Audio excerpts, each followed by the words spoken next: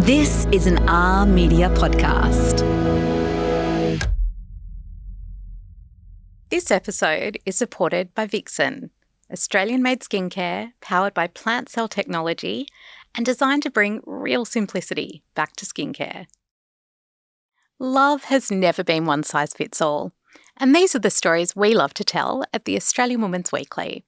For over 90 years, we've been bringing you stories of hope, of heart and connection that reflect the world we live in. And now it's time for a new chapter with the Australian Women's Weekly Love Stories podcast. Hello, my lovely Rita. I know you're probably off busily planning your wedding, and I know you've also think you found yourself a wedding venue, but I might just have found a better one for you. It all came about because I just had an exclusive chat with David and Emily from season 13 of Farmer Wants a Wife.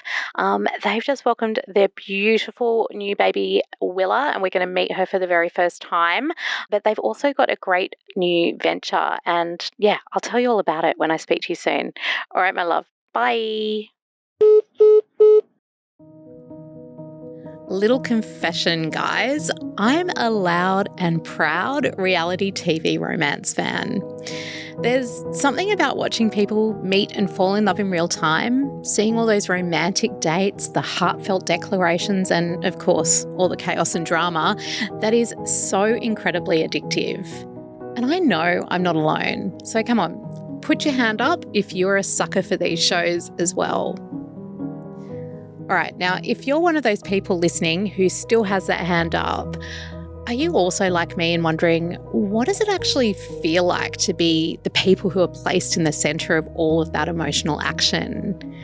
Like, how do you ignore the cameras? And does the blossoming love truly feel authentic when producers are organising all of your romantic moments? Or does it feel a little bit staged? And when the credits roll and real life takes over, is it truly possible to maintain a solid relationship? Well, one couple who are uniquely placed to talk about this are David and Emily McMahon. They met and fell in love on the 13th season of Farmer Wants a Wife. And now, 3 years later, not only are they happily married, they've just welcomed a beautiful baby girl called Willa May. So I'm really excited to ask all of these questions and more as they join me to talk about what the cameras haven't captured, the highs, the lows, and the everyday moments that have turned a TV romance into a real family. The biggest one I get asked is, how did you feel watching David go on dates or kiss other girls? And I say, do you know the one that I had to cover my face the most was my one. I could not stand the idea of watching myself kiss on TV. I'm Tiffany Dunk, and this is the Australian Women's Weekly Love Stories. David, Emily, and little baby Willa, thank you so much for joining us here on Love Stories. We're so absolutely thrilled to have you with us. Thanks for having us. Thank you. Thanks, Tiff. How old is little Willa now? She is 7 weeks, but on Friday she'll officially be 2 months, which is really exciting. Gosh. It's gone very fast, actually. Yeah. Not sure if it's been a short time or a long time. I know, it's like, yeah. Well, I'm very impressed that you're up, dressed, and here on time. Amazing. Yes, thank you. And we can confidently say this is her first podcast. So, yeah, exciting. Honoured. Well, I'd love to kick off by asking you both, what are your individual love languages, and how does that show up in your relationship? Ooh. Do you want to go first? I guess, I like doing things for Emily, so I don't know the exact terminology. And I'm like, acts of service, I believe they call them. Yeah. So yes. I love to cook nice meals. I love to, set up.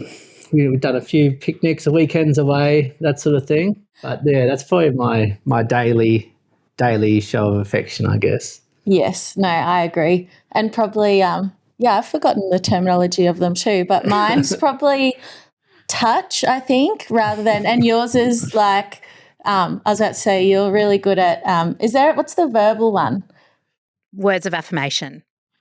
Yeah, words of affirmation. I think we can give them new titles. Like if titles don't fit, give it a new one. Why not? Yeah, give it new. Touch and talk.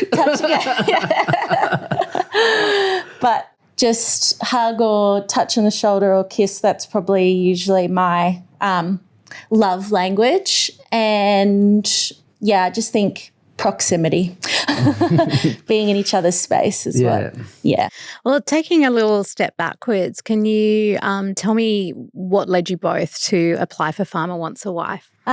For me, I just remember it was the application for that year came out, and I remember it just popped up on Facebook, I believe, and I was looking at it and David's picture jumped out at me.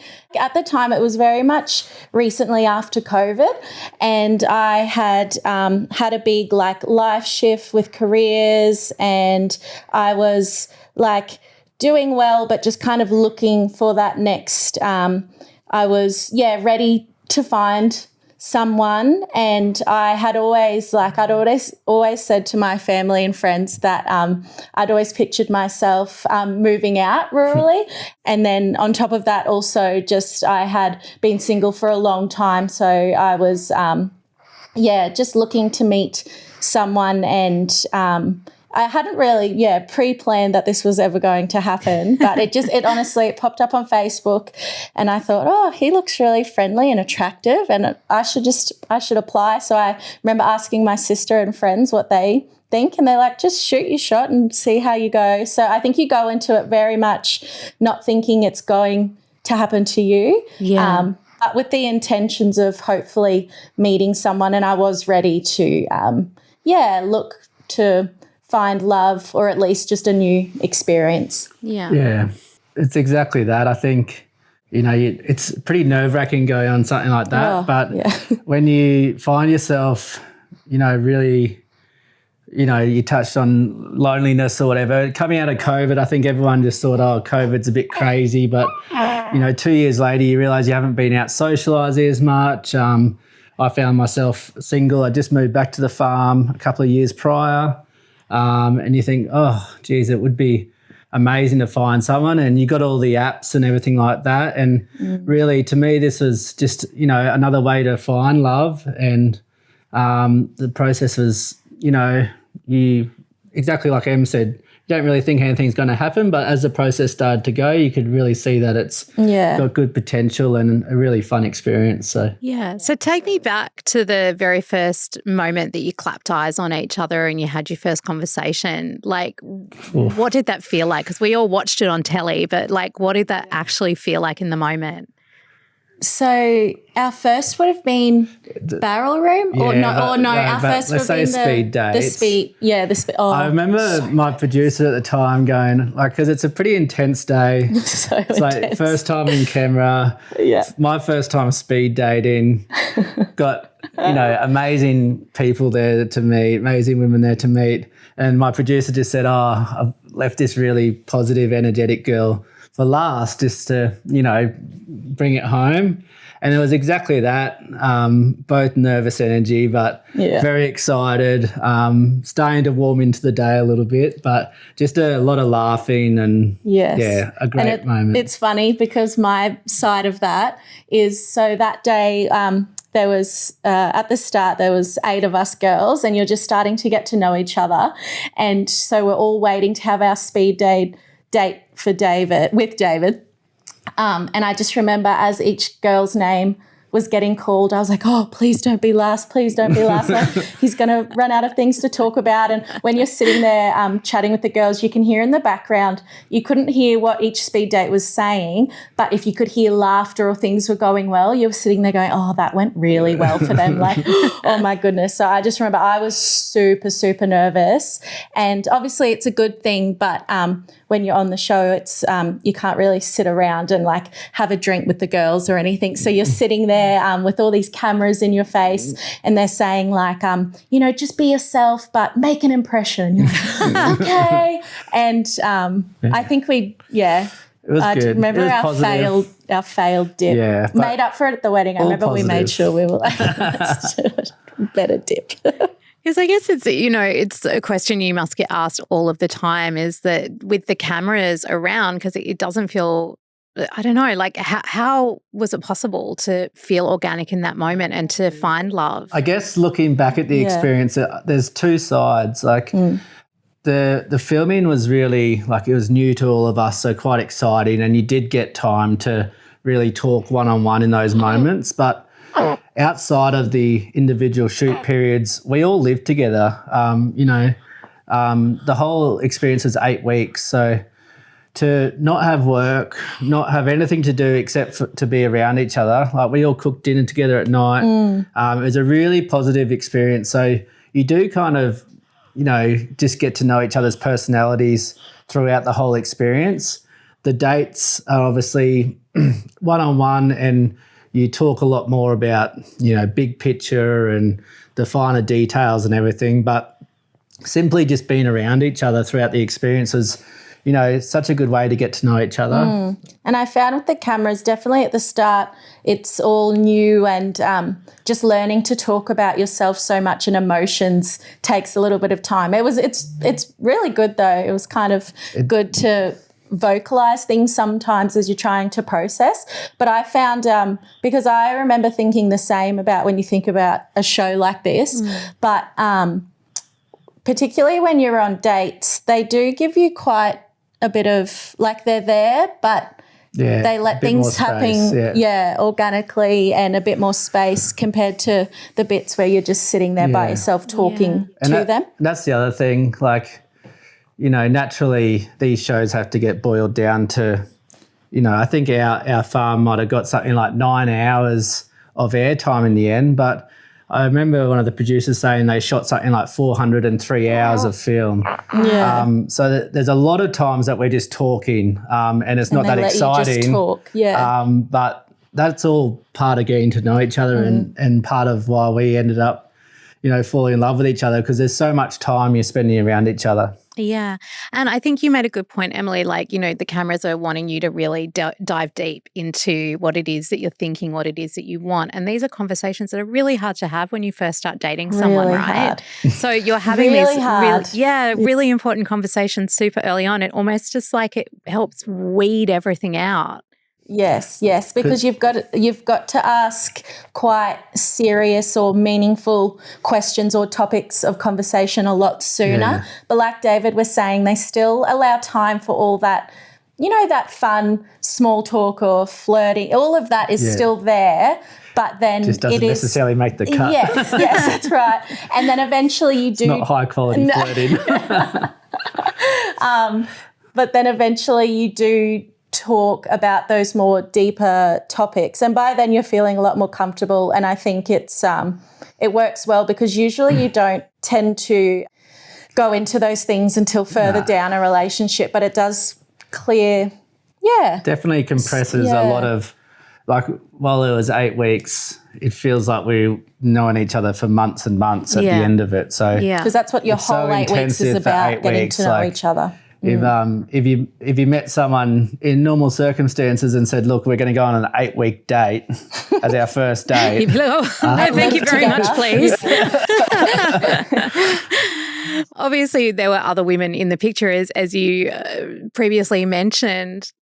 Everyone must feel like it's like, lipsticks at the ready, or I don't know, like whatever fighting metaphor you want to use. Like, how did it feel to watch the person that you're forming feelings for dating other people? Because when you think about it, modern day dating, you are seeing other people, but you don't see it in front of your face, right? You don't live with them. when you're getting to know someone, your date after, I always say, and this is like total honesty, that I found I got really lucky with the group of girls at the house. I think that with the mixture of personalities, there was kind of this understanding when the cameras weren't rolling, we didn't necessarily talk about our dates or anything. We just treated it like we always say it felt like we were at a big a big Airbnb with some friends, and that was kind of the environment when the cameras were turned off. So I think that really helped, and everyone had the, I don't know, maybe the like emotional maturity just to kind of know that to be able to hang out as a group and not make it very awkward or, like you said, feel very competitive. You kind of had to switch off and just work in a group environment like that. And definitely it got obviously hard. really difficult the further it went on. Yes. But for the best part of it, it was a really nice atmosphere in the house. I think everyone is kind of happy to go through the process. There's obviously really tough moments. It's not like it was all not a natural environment. Yes, so there's moments that lots don't of feel high emotion. And I think because the other thing I always say is the weird thing is, even though at the end, you know, there'll be one person, as you go along, obviously your feelings get stronger, so that gets a lot scarier. But the other girls are the only ones that know also what you're going through. So that's where you make that funny bond, because they know what you're going through as well. So what happens when the cameras actually stop rolling? Plus a proposal story that's about to give you all of the feels. That's coming up next. Confession time, guys. I'm really lazy when it comes to my skincare routine. To be honest, I'm lucky if I remember to wash my face at night and don't even go into applying all those different steps of toners, serums, creams, all the different things. It's why Vixen's all-in-one moisturiser was such a game changer for me when I came across it last year. Just one step, done. But I found a new secret weapon, and it's become just as easy to add into my lazy girl routine. Vixen's Shake to Activate Super Vita Serum is lightweight, it smells divine, and it's really good for hydration. And I've got super dry skin, so that's been really great for me. All you need to do is just shake the bottle, apply a couple of drops to your face, and then whack on that moisturiser. And literally, what could be simpler than that? I'll let you in on another secret. If you go to vixen.com.au to purchase now, just add in the code LOVESTORIES, that's Love Stories, all one word, at checkout, and you'll get an extra 30% off. You're welcome.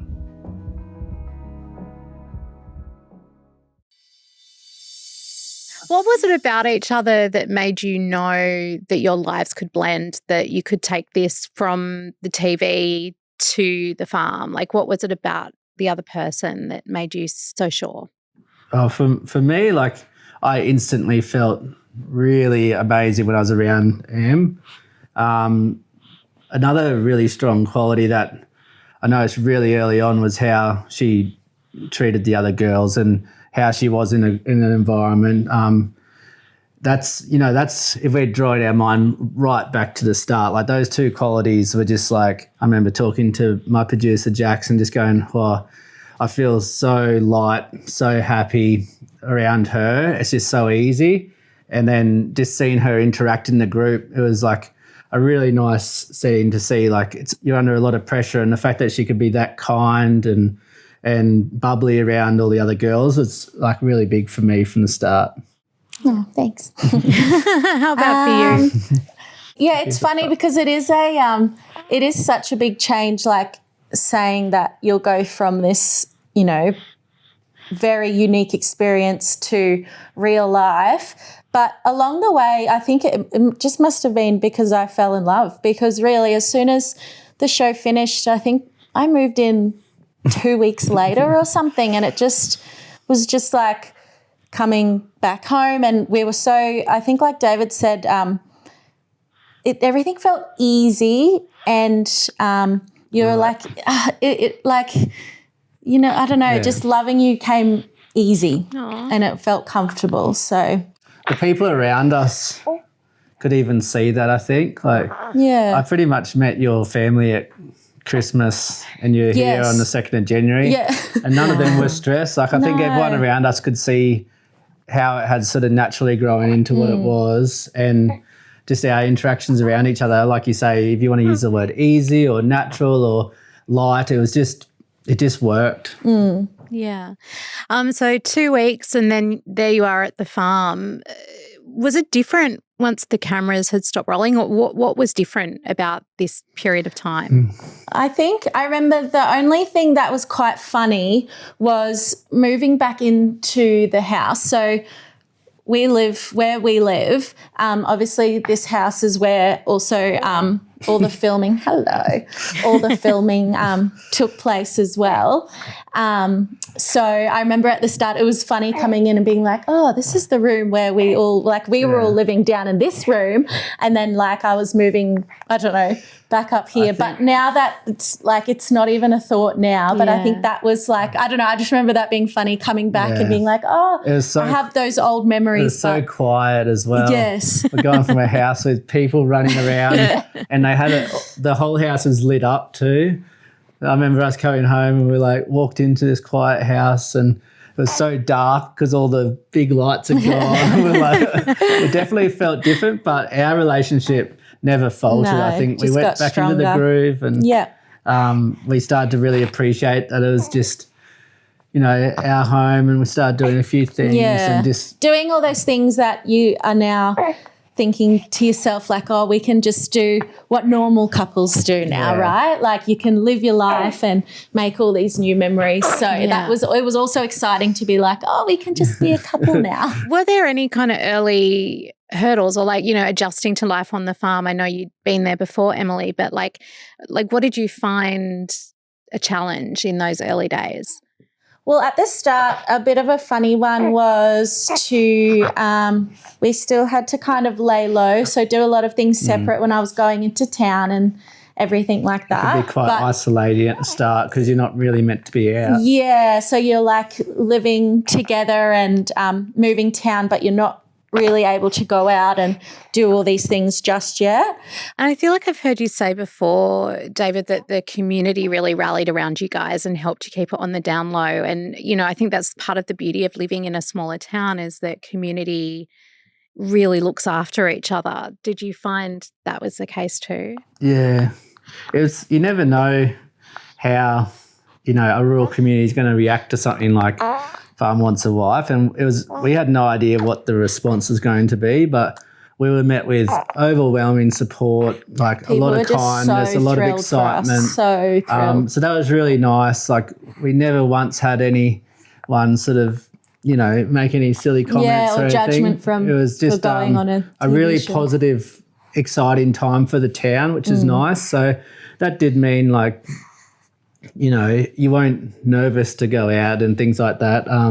Your work was really, you know, really warm around it all. So no, it was an exciting time, and we're so happy that the community received it all as they did. It made it a lot more, you know, a much smoother transition for us. Yeah, definitely a funny time when I was also able to find work at a primary school and having the colleagues and the staff, you know, being like, oh, I'm going to watch tonight's episode. So that's the other thing. It's replaying out as if it's happening in real time. Yeah. And you've already been living in, you know, in Stanthorpe for 4 months. And then so having your work colleagues being like, oh, I'm going to watch the show tonight. And you're just so nervous. The year 3 boys like giggling about a kiss on screen. I know.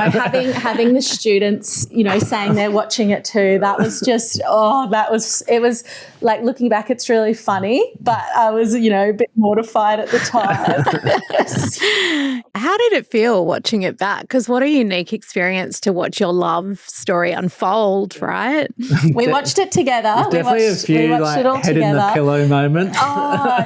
And it's funny, you think, well, obviously the biggest one I get asked is, oh, you know, how did you feel watching David go on dates or kiss other girls? And I say, do you know the one that I had to cover my face the most was my one. I could not stand the idea of watching myself kiss on TV.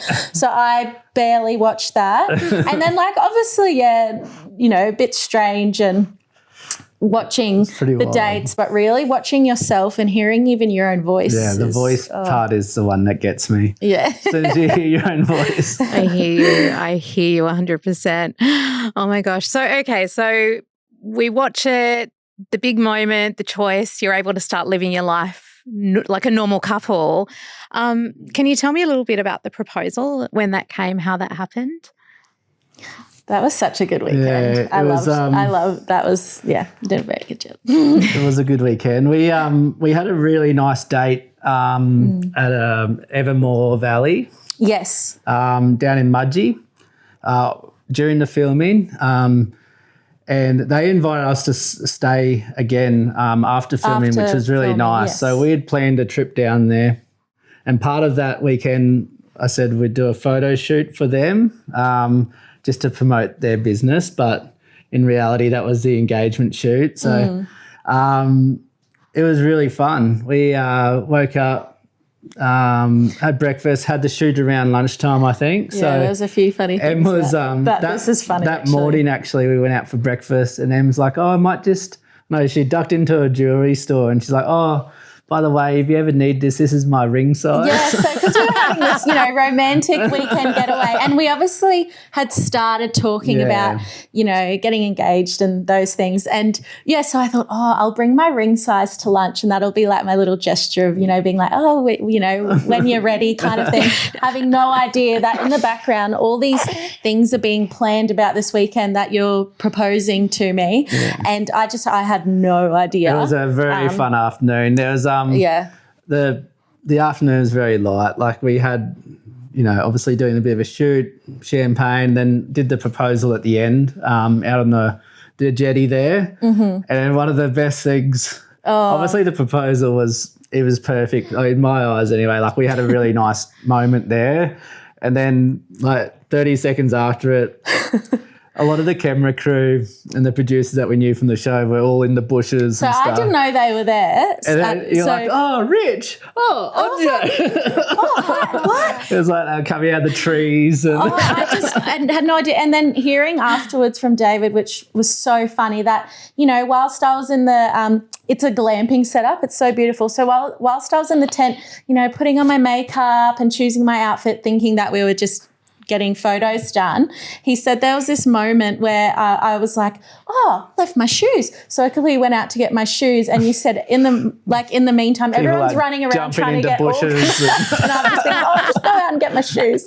But no, it was really fun. And that, I must admit, the proposal was very fun. But that afternoon, like calling people was also a highlight of that day. Like it's just a really nice little bubble. Letting the grandparents after that. Calling the grandparents and parents, and we just had a really nice weekend away. It was just such a good weekend. Yeah, it's a beautiful spot.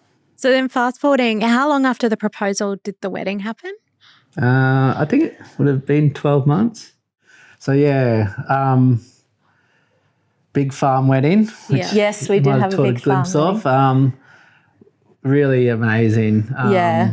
We had a lot of fun planning it. I think a wedding can go both ways. You can either stress you out or you can just have a ball. And we had, we picked our musicians straight away. We made some big choices like quickly early on, like in a fun way. And then so that I think made the planning process pretty enjoyable. Big wedding, 220 I think. I don't know how that happened, but it was fun. It was fun. Just a lot. A big party. It was a big party. Very, we had the beautiful ceremony at Mum's and Dad's place, which was really special. And then, everyone kind of wandered down to the dam to a spot you'd picked, a sunset spot.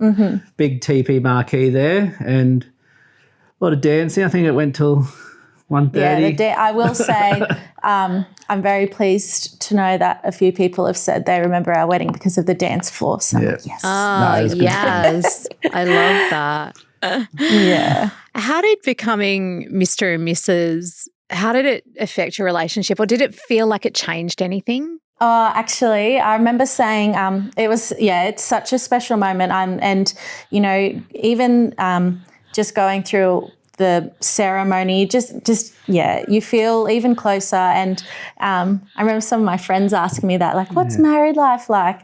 And I said and I was saying it just feels like us, but elevated, because now it just feels, you're right, you're like really validating to each other, like I love you, but I love you. It feels like such a, we'll have a wedding or whatever. When you're in it, like, there's so much celebration for, you're planning. When you're going through the planning process, you're thinking about the food and everything. But when you're on the day, you're literally everyone's there to celebrate your love story, and it was just so awesome. Like we had the best time. It just feels so special.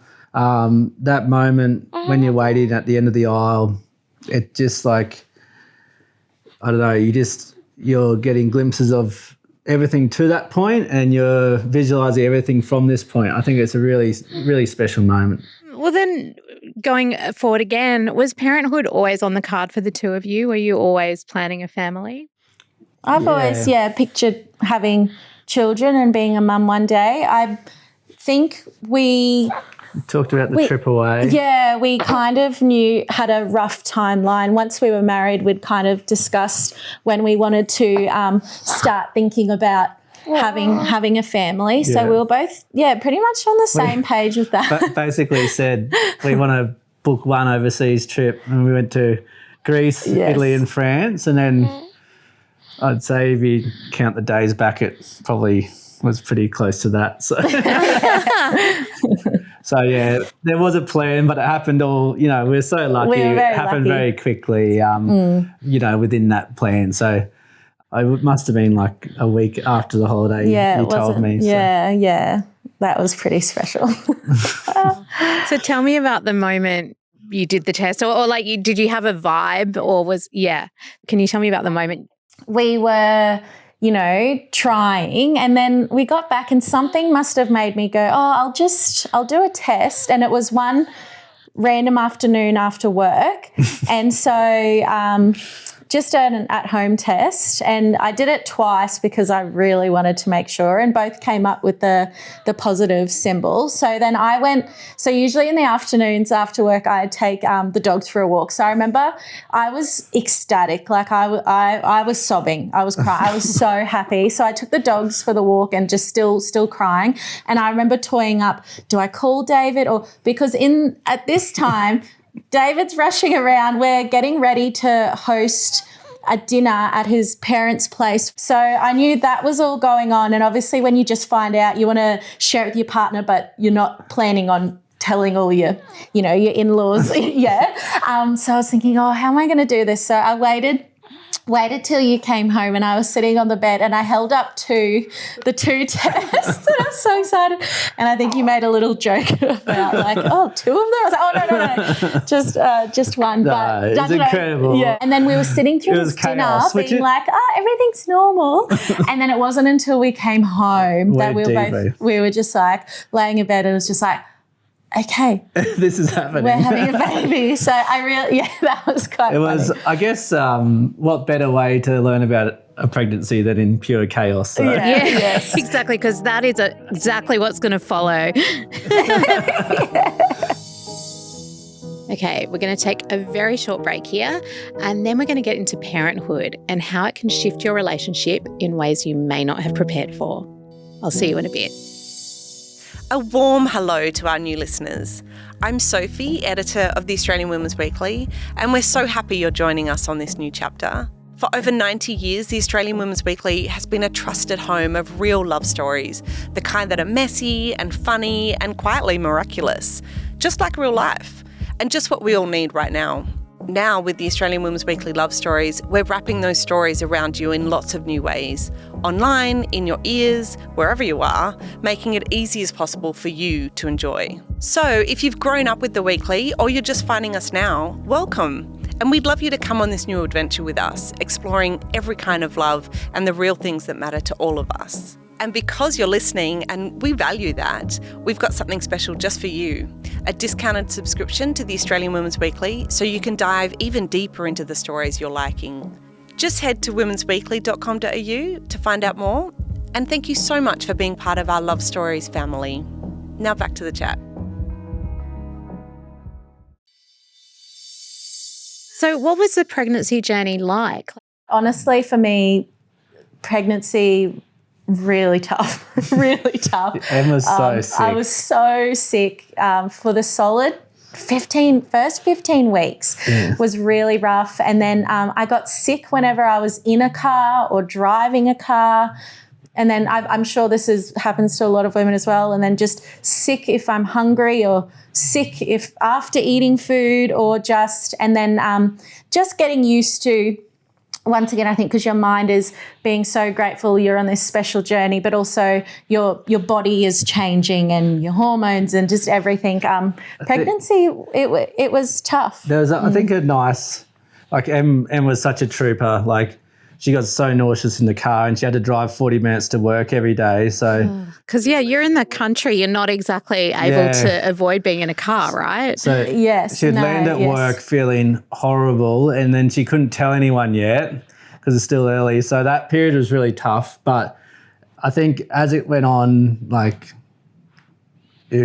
I think there's definitely bubbles where you could really enjoy it. Yes, you have moments. Outside of the reflux and... and then, it's almost like, it's like this, you finish up this symptom and something new happens. Yeah. But I will say a really special part of it is when you feel your baby moving and kicking. That is like such an unreal sensation, and it's just I think you begin to feel even more connected. And also David was so amazing. Well, I was going to ask, how did David show up for you? That, like, in a non-corny way, but that was probably the best part of being pregnant, was just you were so supportive, and just the check-ins and making me feel good. Like, I don't know how I thought I looked, but you were like, no, you look amazing. It's like, it's true. Just the emotional support, and I could see how excited he was to meet, our baby as well. And so that I could not have gotten through pregnancy without David. So that was just something else that I think brought us even closer. And then there's birth, which is just like this whole other chapter, and that's like amazing and more bonding than ever as well. So, Did you always know you were having a girl? Yes. Yes, we found out the gender early on from a nip test, and we also were calling her name from, at the moment we found out it was a girl. We had the name Willa picked. Where did the name Willa come from? So Willa was a name we both really loved, and I found it on a vintage girls name list, and I just really loved it because it was unique, and just from always working with kids, it was nice to find a name that I actually hadn't taught before. That was pretty amazing. But we both when you really say you loved found it, like you found it, I reckon 12 months before you were pregnant. So I really, when we found out we were having a girl, it's like, oh, done. We didn't have to. Really loved that name. There was not like 5 minutes of discussion about the name once we found out it was a girl. So. Yeah. And the fact that David loved it too was just like, okay, done deal. And with the the middle name, like we always wanted like a short middle name to go with Willa, and it when we chose May, that's a shortened version of Margaret, which is your grandmother's name and your mum's middle name. So that was there's a nice family connection in there. Yes, so Willa May. Oh, beautiful. Then tell me about the day that Willa May arrives at the scene. So I was able to have Willa just here in Stanthorpe at the hospital, and it's like a 20-something minute drive. But, birth is just like this magical but also the most intense thing you ever go through. And once again, for you and your partner, like you're never so tuned in and locked into each other. Like it's just, I can see why people say like that they will have more because it's like, even though it can be really traumatic, it's just it's pretty magical. I have no words to describe it. The strength of Em, like it was by no means an easy birth. I think you laboured for 18 hours or something like that. That 18 hours is just you're so tuned in, like you said, like you're so excited about the outcome of bringing Willa into the world that I think obviously you just put your mind to it and pushed on with it. It was incredible day. Yeah, and you just beforehand, obviously when it's your first time, all you're thinking is, oh, how much is it going to hurt? And I already have a really low pain tolerance. Like, I've never broken a bone. I don't know if I'm going to be able to do it.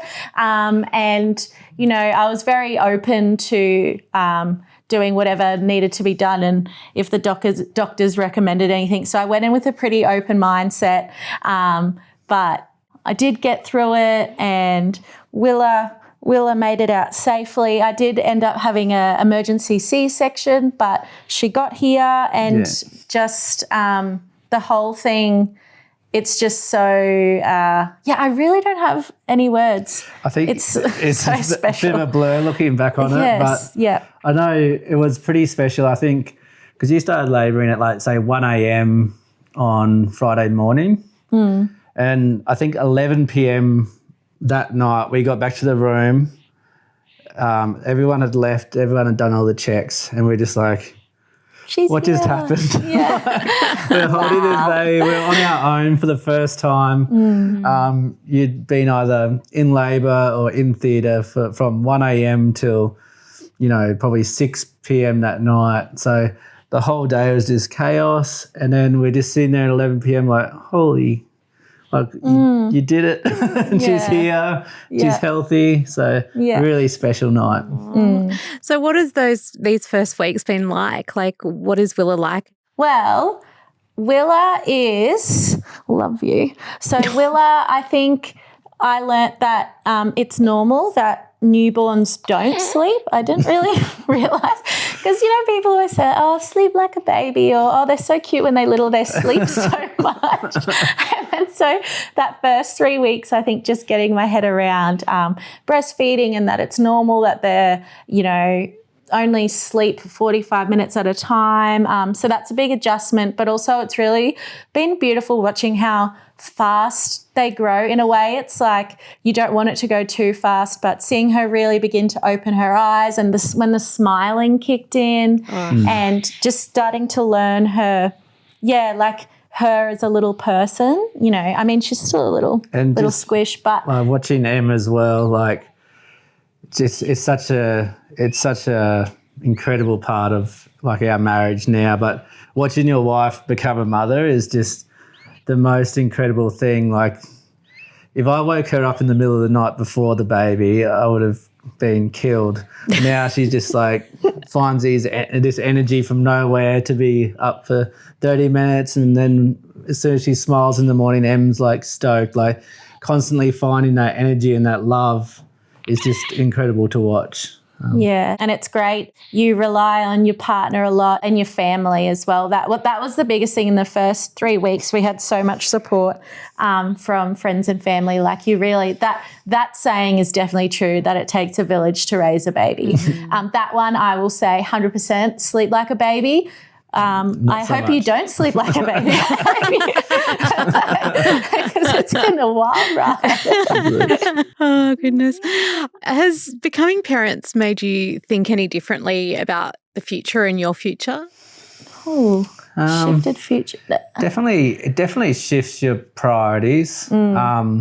Just excitement for the future, I think. Yeah, and we were always, like we were saying, once we started planning and envisioning, like, we wanted to have a family, and we knew that the next couple of years, what was going on with the new business and the farm and everything, it was just they just become a part of your life. So I think your future is them, and I think it just looks brighter. It's because you just can't wait to see what's around the corner. So, yeah, absolutely.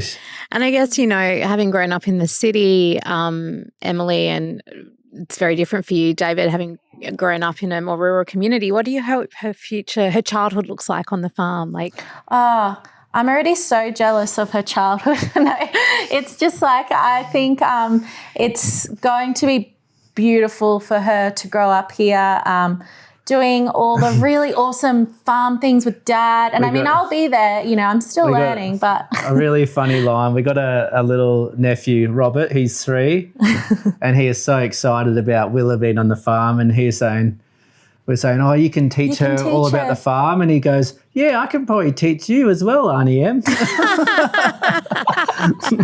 So like, it's going to be a big learning curve for Willa and Emily at the same time. Yeah, I know. My goal is like one day she'll probably still be able to tell me more about the apples and how to drive tractors than I do right now. So no, I'm really excited for her to, and also be so close to family. I think that I felt that for myself growing up. So the fact that she's going to have cousins running around and her grandparents and aunts and uncles and my family come and visit so often. So I think that bit I'm really excited for. Yeah. And it's just so beautiful out here, you know.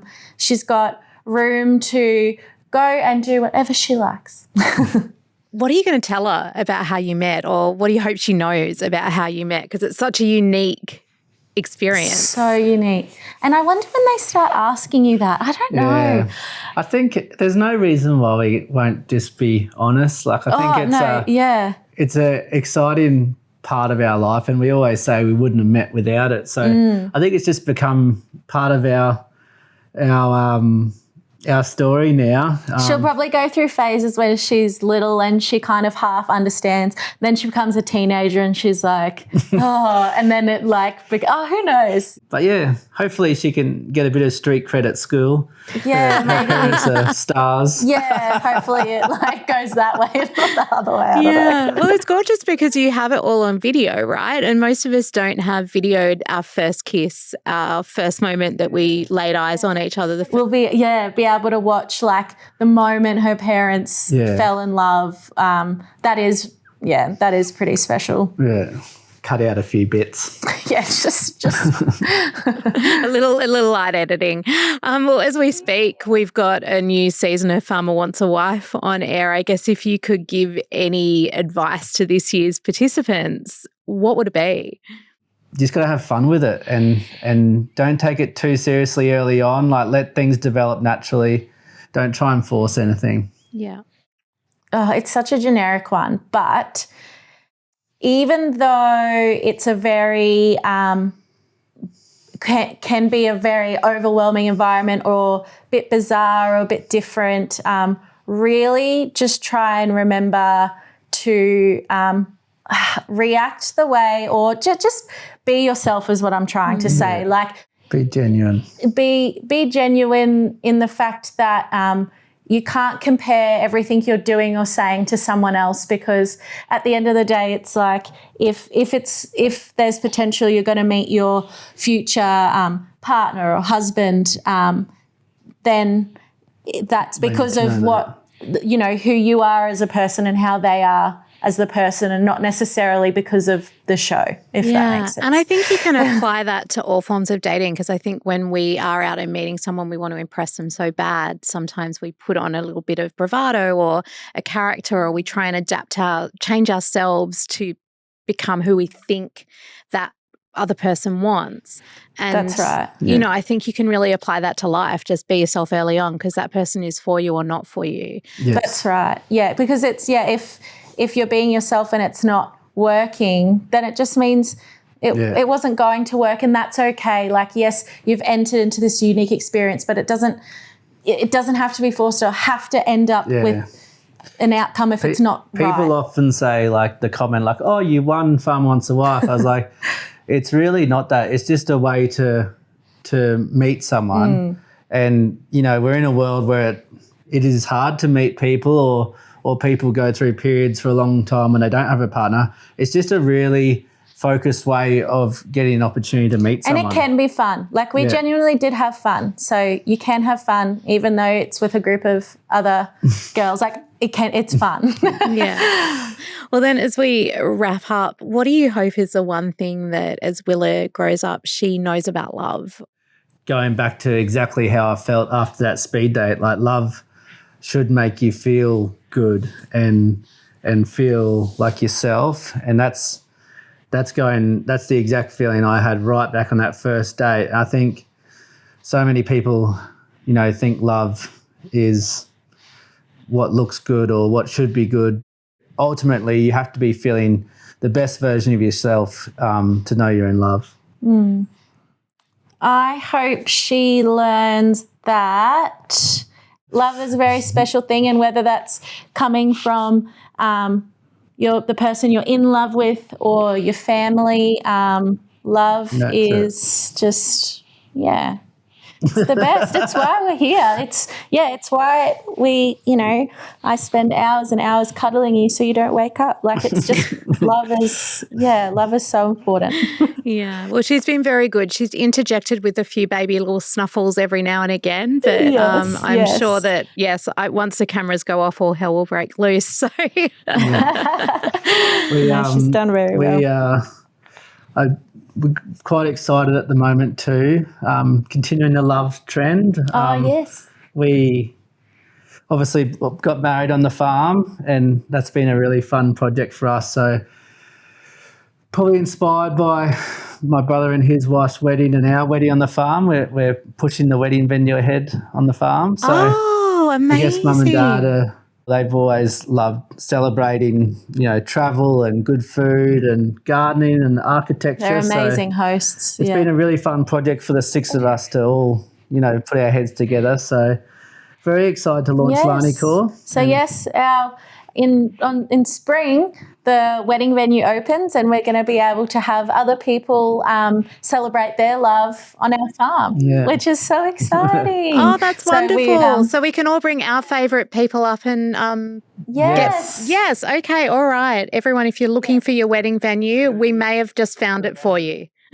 We're going to be surrounded by love soon. So so Willa's going to have that growing up, which is very exciting. I can just imagine her at weddings running around with, passing out the confetti, and so she's going to have a lifetime full of love. Gorgeous. Well, if anyone's planning their day, we'll put in the show notes where you can find out.